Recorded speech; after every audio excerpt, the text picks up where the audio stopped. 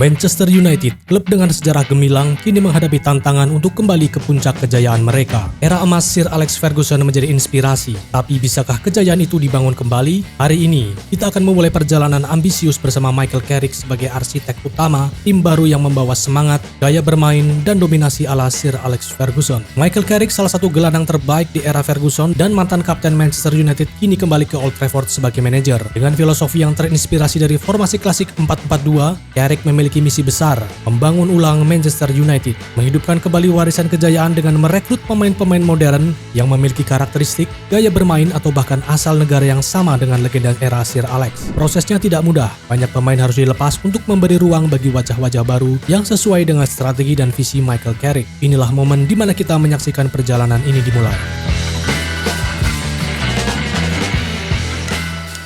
Transformasi besar-besaran di Manchester United dimulai dari bursa transfer. Di bawah kepemimpinan Michael Carrick, beberapa pemain utama harus dilepas karena tidak cocok dengan taktik dan visi baru. Andre Onana dijual ke rival kita Manchester City, Bruno Fernandes kita lepas ke PSG, dan Casemiro hijrah ke Liverpool. Selain itu, Luke Shaw juga bergabung dengan Arsenal, Lisandro Martinez ke Tottenham, dan Mason Mount berlabuh di Brentford. Di sisi lain, Carrick merekrut pemain-pemain berbakat yang menjadi penerus era emas Sir Alex. Bart Verbruggen diboyong dari Brighton untuk menggantikan Edwin van der Sar. Verbruggen adalah penjaga gawang muda berbakat asal Belanda. Dia terkenal dengan distribusi bola dan ketenangannya di bawah tekanan. Penerus Gary Neville, Reece James memiliki fisik yang kuat, kemampuan menyerang, dan kerja keras yang menjadi ciri khas bek kanan modern.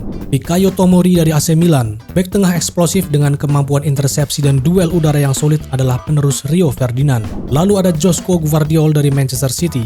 Menggantikan peran Nemanja Vidic, Gvardiol adalah bek Kroasia dengan kemampuan bertahan agresif dan distribusi bola yang luar biasa. Untuk bek kiri, ada Theo Hernandez dari AC Milan. Sebagai pengganti Patrice Evra, Hernandez membawa kecepatan, teknik, dan naluri menyerang yang mematikan. Di sayap kanan ada Bernardo Silva dari Manchester City. Silva menawarkan kreativitas, teknik, dan kemampuan mencetak gol yang luar biasa. Jude Bellingham dari Real Madrid.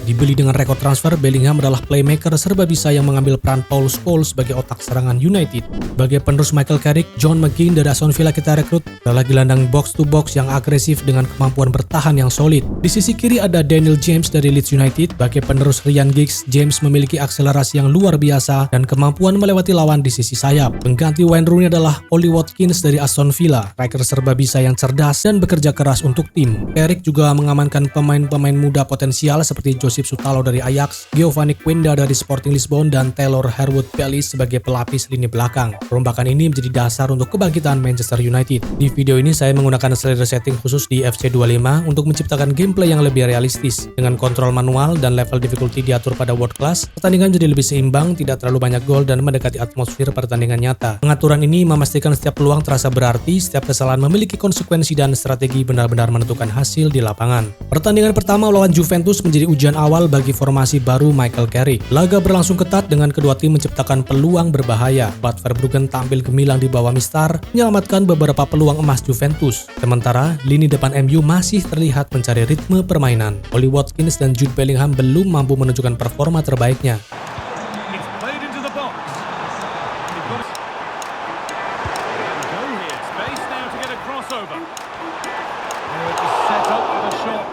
Tapi ada tanda-tanda bahwa formasi baru ini mulai terbentuk.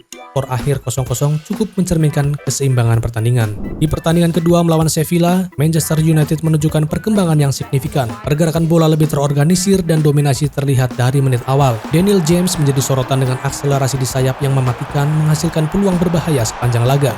Gol pembuka datang dari striker muda Ethan Whitley setelah menerima umpan matang.